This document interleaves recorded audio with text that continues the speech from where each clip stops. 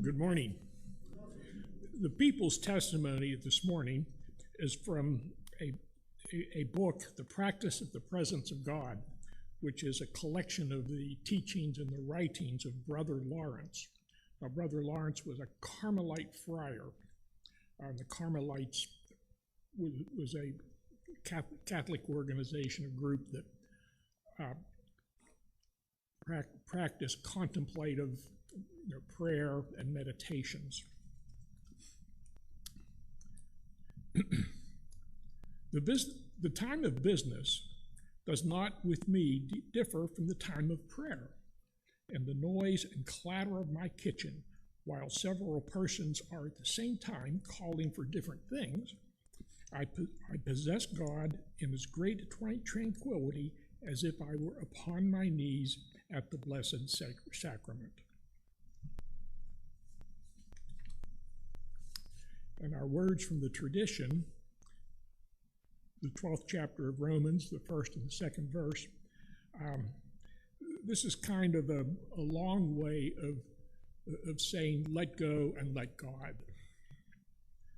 I appeal to you, therefore, brothers and sisters, on the basis of God's mercy, to present your bodies as a living sacrifice, holy and acceptable to God, which is your reasonable act of worship. Do not be conformed to this age, but be transformed by the renewing of the mind, so that you may discern what is the will of God, what is good and acceptable and perfect. The word of the Lord. Thank you, Walter.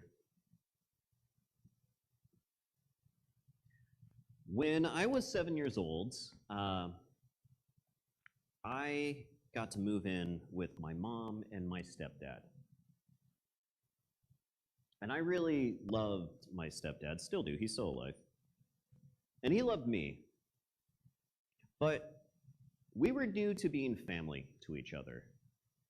And so I found myself often feeling a little insecure. You know, how do I connect to this grown-up? He could be intimidating, you know? He's a big, gruff guy. To this day, he is renowned for his grumpiness.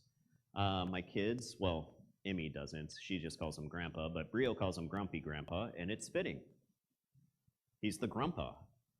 And I learned later that he also found me to be intimidating. And this is kind of a novel thing for me to have found out in my grown-up years, that little children can also be quite intimidating to grown-ups. I was a precocious kid. I had plenty of words, lots and lots to say, lots and lots of questions. Who's your favorite superhero? Is Hulk stronger than Thor? Could Superman and Hulk ever team up, even though they're in different universes? He didn't have great interest in these. He would talk to me about baseball. I joined the baseball team because he loved baseball so much, and I thought it would be fun because he seemed to like it so much. I did not like it. Similar story with football and other sports. I tried all of the things. But eventually, we began a regular tradition with one another. He would wake me up at some unholy hour so that we can get in a car and drive for hours to go fishing. And I would sit in silence next to him on a riverbank or a dock, ask the occasional question, sit in more silence. I don't like fishing. I didn't like it back then either. But whenever he asked me, hey, do you want to go fishing? I would say yes. Why? Because I wanted to spend time with my dad. I wanted to get to know him better. I wanted to just show my love for him, the only way that I really kind of knew how. Years later, my dad, who would wake me up at 5 o'clock in the morning, even during the summer, to go fishing, took Stephanie and I camping. And I was kind of excited for him to teach her how to fish. So we're sitting on a dock. He brings her a fishing pole and he says, well, this is how you put the bait on the hook, and this is how you cast it, and this is how you reel it back in. You want to reel it back in if you're feeling a tug on it. You're going to have to sit for a while. All right, good luck. And he turns around and he leaves, and he goes back to the tent. And I am just flummoxed. What just happened? So I go over to him and I said, Dad, you're teaching Stephanie how to fish and you just leave? He goes, well, Giuseppe, I had a realization a couple of years ago. I don't like fishing. I just was taking you fishing because I wanted to hang out with you and I didn't really know how.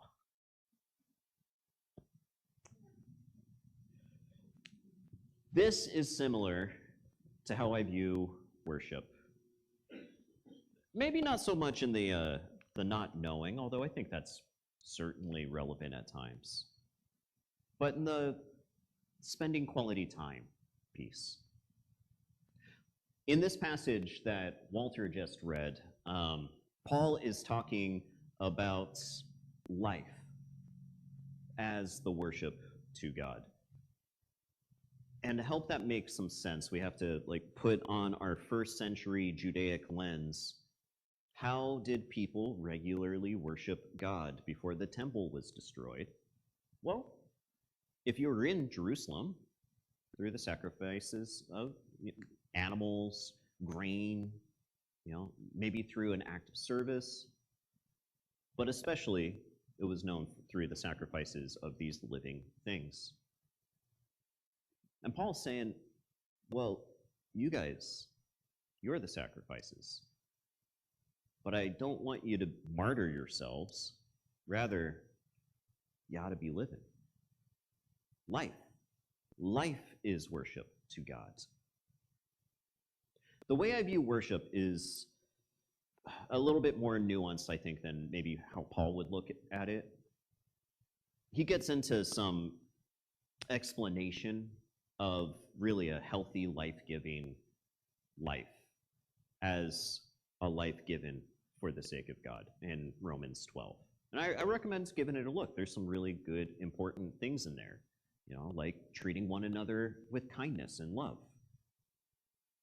The way I view worship is intentionally, well, sometimes intentionally, on our good days intentionally, cultivating connection with the divine. And how do we do that? Through love. Through cultivating our love for one another. Cultivating our love for God. Cultivating our love for our fellow creatures. Cultivating our love for ourselves. Because we only love ourselves as well as we love our neighbors. And we only love God as well as we love our neighbors. And we only love our neighbors as well as we love ourselves. It's all connected. That's why we always bring up these three great loves again and again and again. And a life spent that way, that is a life spent in worship. And this overlaps also with how I view spirituality. So I think of spirituality as the tethers, the actual connections between us and one another and God. And I think of worship as intentionally, on our good days, tending to the health of those connections. Does that make sense? Yeah. Now here's the issue. A lot of us, maybe most of us, have been conditioned to just view worship as this thing we do for an hour on a Sunday. But it's so much bigger than that. Sundays are great. I love Sundays. I'm here for almost all of them. I'm going to be gone for a couple, but that's okay. So we tend to think of worship as, well, music, right? Well, worship is when I sing. We have a whole genre of music that's simply called worship music, right? Or, especially us progressive UCC folks, we think of worship as contemplation. Now, that's just a nice word for thinking, but worship through thinking didn't sound adequate. Contemplation's the best one I've got right now. If you could think of a word that's somewhere between thinking and this 4-syllable word contemplation, let me know. Maybe we'll upgrade the sign. We think of worship as maybe praying. We have this worship basket here, by the way. If you haven't done a prayer request and you want one yet, still some time. Maybe we put on our Judaic first century lens and we think of worship as the giving of a gift. Worship through giving. But I think that's so myopic. It's so small. I think of worship, this cultivating of our connection with the divine, the way I think of my relationship with Stephanie during our healthiest seasons. So when I married Stephanie, I made a commitment. And at the time, I thought of it as loving her forever. That's the commitment. I'm loving Stephanie forever. And that was enough starting off. But forever is so abstract, right? Forever is both too fuzzy, too big, and somehow too small. What I found helpful is to start thinking of marriage with Stephanie as the decision to love Stephanie every day. Because that's actionable for me. What does loving Stephanie today look like? And I have to say, it's changed so much since when we first started. There was a time loving Stephanie looked like traveling with a backpack on. We're going through exciting places. There was a time when loving Stephanie was deconstructing together and choosing not to leave for the hills, even though what we were thinking, what our concrete footing that had started disintegrating underneath us. We were each other's solid foundation for a while, which is also a lot of pressure to put on people. So there was also a season where loving Stephanie was choosing to not be each other's solid footing, to be connected to one another without trying to make the other person better or safe or well, just being companions to one another who aren't going to ditch, right? Now we're parents. So there are many times loving Stephanie looks like me having a parenting conversation I don't want to have and choosing to have it anyway. And more often than I want to admit, I have a notification on my phone that goes off every morning. It says, unplug the hairdryer. I am a little bit vain. I blow dry my hair. And I do not care if it's plugged in. But Stephanie does. So much so that there is a portion of our bathroom mirror that says, unplug the damn hairdryer, G.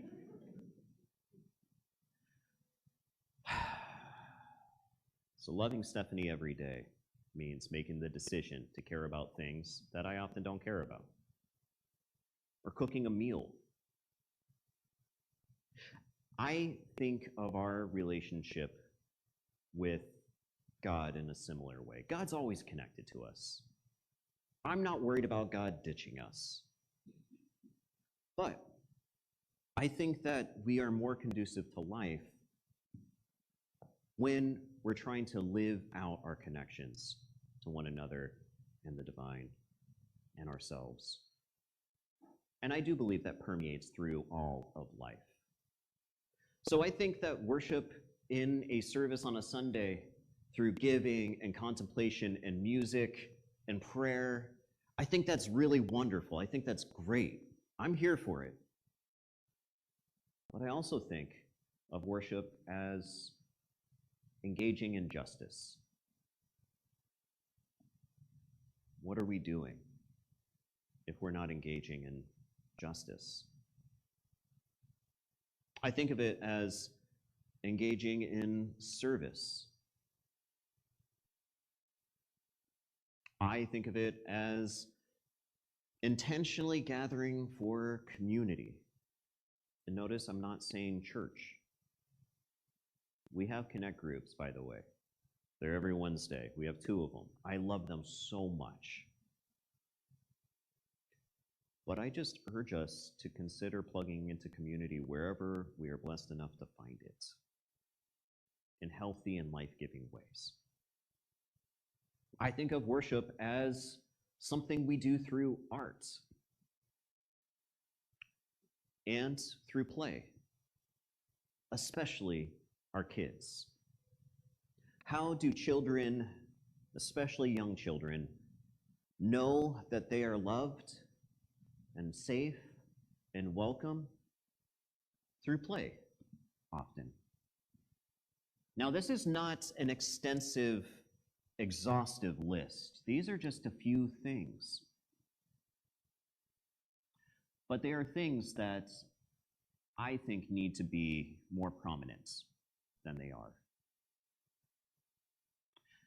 I have removed the last chairs on the end of these rows, and I've done that for a few reasons. First of all, it's summertime.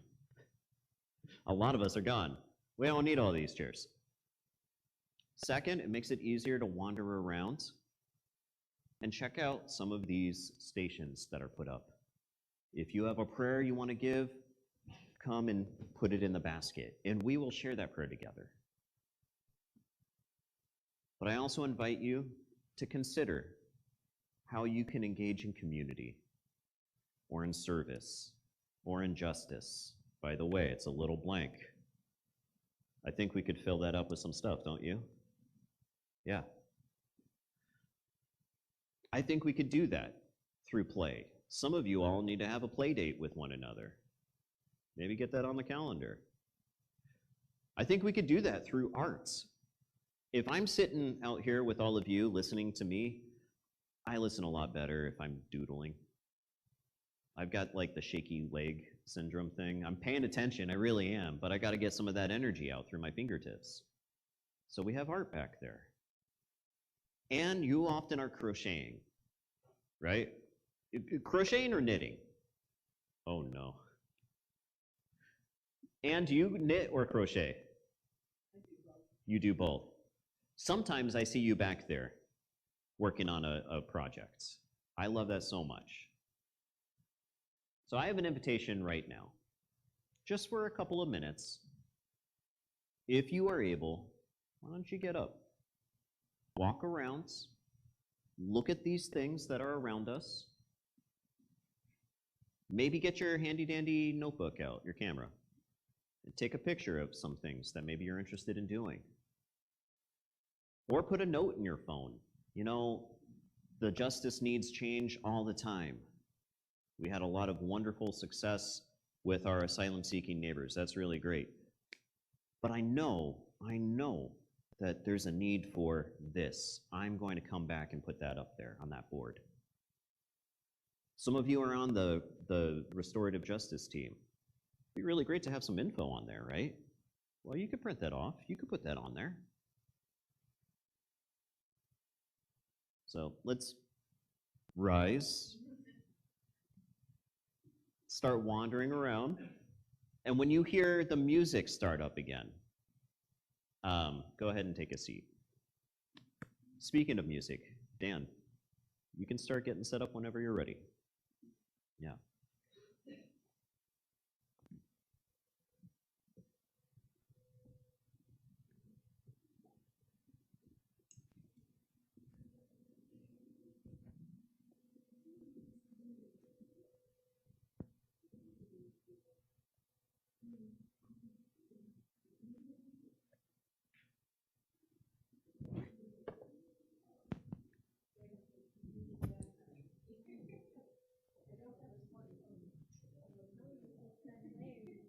I was just going to start playing, but I don't want to confuse people now.